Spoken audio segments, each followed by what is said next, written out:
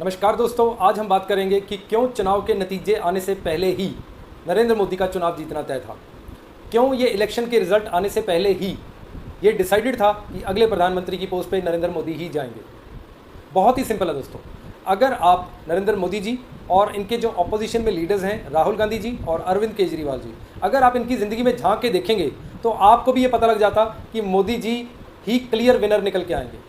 अब देखिए, जो नरेंद्र मोदी जी हैं उनकी ज़िंदगी की शुरुआत कहाँ से हुई?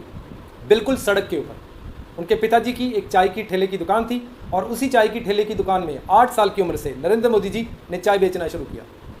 यहाँ से अपनी ज़िंदगी की शुरुआत करते हुए बिल्कुल ग्राउंड से आगे चल के वो आरएसएस के प्रचारक बने, फिर चलते चलते मेहनत करते करते आगे जाके एक लीडर बने, फिर करते करते चीफ मिनिस्टर बने और फिर आगे जाके एक दिन वो प्रधानमंत्री बने। तो अब ये इस तरफ वो इंसान है जिसने बिल्कुल सड़क से अपनी ज़िंदगी की शुरुआत करी और एक एक कदम ऊपर चलते हुए बिल्कुल महलों तक पहुंचा।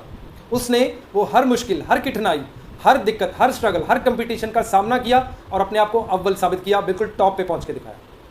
और अब इनके जो अपोजिशन में लोग हैं, राहुल गांधी जी, वो पैदा ही महलों में हुए। जब वो पैदा हुए तो उनके पिताजी एक प्रधानमंत्री थे, तो वो ऑलरेडी एक प्रधानमंत्री के बेटे के रूप में महलों में एसी रूम में उनकी पैदाइश हुई। एक ऐसा इंसान जिसने सड़क पे एक आम इंसान कैसे धक्के खाता है, क्या उसकी स्ट्रगल है, वो जीवन कभी नहीं जिया। अरविंद केजरीवाल जी की बात करें, उनके पिताजी एक इलेक्ट्रिकल इंजीनियर थे। महलों में तो नहीं कह सकते पर एक सर्टन लेवल पे ज़रूर थे। और फिर आगे चल के केजरीवाल जी खुद भी एक मैकेनिकल इंजीनियर बने और अच्छी जॉब्स के अंदर, मतलब एक लेवल था, वो सड़कों से ऊपर नहीं आए, वो ऑलरेडी एक कंफर्ट जोन में थे। तो दोस्तों, मेरी ये बात हमेशा याद रखना, जब भी एक चुनाव, लड़ाई, जंग उन दो लोगों के बीच में होगा, एक वो जो बिल्कुल ज़मीन से उठ के ऊपर पहुंचा है अपनी मेहनत के दम पर, अपनी काबिलियत के दम पर, चाहे दुनिया कुछ भी बोले, पर उस बंदे में कुछ तो दम है जो सड़क से उठ के महल पे पहुंच गया। और दूसरी तरफ उसका मुकाबला है जो ऑलरेडी पहले महल में ही पैदा हुए, यहाँ एक अच्छे घराने में थे, पढ़े लिखे परिवार से थे। हमेशा ये लड़ाई वही बंदा जीतेगा जो ज़मीन से उठ के ऊपर गया है। ये एसी कमरों में रहने वाले, दुनिया को टीवी में वर्चुअली देखने वाले लोग कभी भी ग्राउंड रियलिटी वाले आदमी को हरा नहीं पाएंगे। ये बात आप मेरी पेन एंड पेपर लेके नोट कर लीजिए।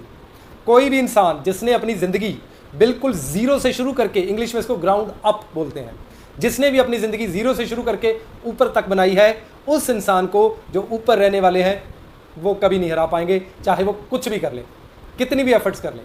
क्योंकि ये वो इंसान होते हैं जिन्होंने ज़िंदगी को अपनी मन के ऊपर, अपने तन के ऊपर, अपने तजुर्बों से उसको हंडाया है, उसको जिया है।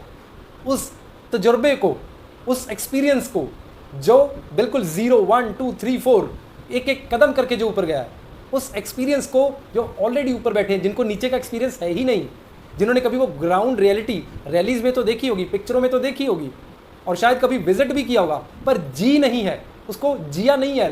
They have not lived that kind of life. पर यहाँ पे बात हो रही है किसी पर्टिकुलर बंदे की नहीं, सिर्फ उन इंसानों की जिनमें से एक ने ज़मीन पे रगड़ाई खा के, सड़कों पे धक्के खा के, चाय की ठेले पे चाय बेच के, एक नॉर्मल आरएसएस का ग्राउंड वर्कर बन के लोगों के बीच में से ऊपर उठे। वो ये बात हमेशा याद रखिए कि जो बंदा अपनी ज़िंदगी की लड़ाई एक तलवार मैदान में डालता ही नहीं है, उसकी तलवार हमेशा ही बाहर है। वो हमेशा ज़िंदगी की संघर्ष को लड़ने के लिए खुशी से तैयार है। वो ऐसे मोदी जी जैसे इंसानों को कभी हरा नहीं पाएंगे। तो ये थे दोस्तों मेरे विचार मोदी जी के चुनाव 2024 को जीतने को लेके। आशा करता हूँ कि आपको ये वीडियो अच्छा लगा होगा। इन केस अगर आपकी कोई प्रतिक्रिया है मेरे विचारों को लेके या जो मैंने कहा उसको लेके, तो प्लीज़ आप कमेंट बॉक्स में रिस्पेक्टफुली ज़रूर लिखें। मुझे बहुत खुशी होगी आपके सवालों का जवाब देने में। मेरे साथ जुड़ने के लिए बहुत बहुत शुक्रिया। अगली वीडियो में जल्दी दोबारा फिर मिलेंगे। Thank you.